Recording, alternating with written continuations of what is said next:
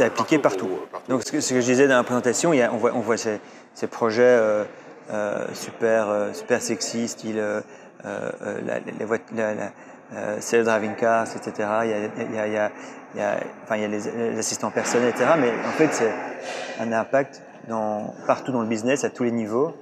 Donc vraiment, c'est quelque chose qui est vraiment important partout, que ce soit la livraison, que ce soit l'interaction avec les clients, que ce soit les outils internes.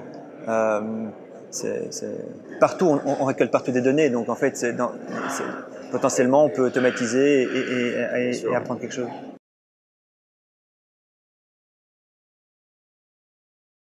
Je crois qu'un des grands challenges de manière générale, c'est que typiquement, les gens ne réalisent pas la qualité de leurs données, où que ce soit dans n'importe quel environnement. Il n'y a pas de standard par rapport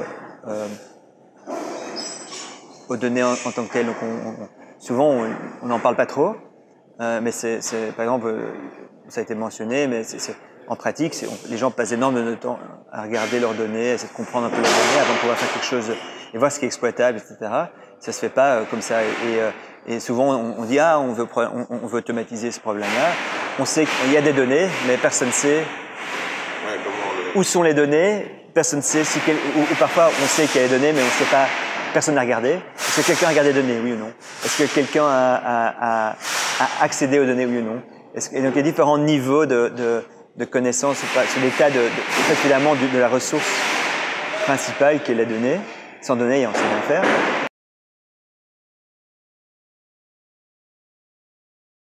Je crois qu'on a une culture, en tout cas, on a une culture très forte d'expérimentation. Et donc les équipes sont indépendantes et il y a beaucoup d'initiatives qui se font un peu partout.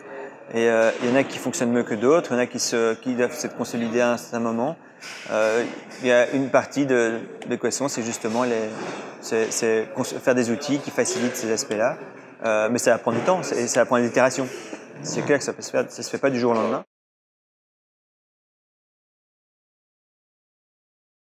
Je crois que d'un point de vue général, il y a une mauvaise conception aussi de ce qu'est l'AI aujourd'hui et ce qu'est les dangers. Donc là, il y a quelque chose aussi, il y a une forme d'éducation qui est nécessaire aussi de la population. Il y a une sorte les gens il y a beaucoup d'influence de la science-fiction, etc. Et c'est comment déconnecter de la réalité.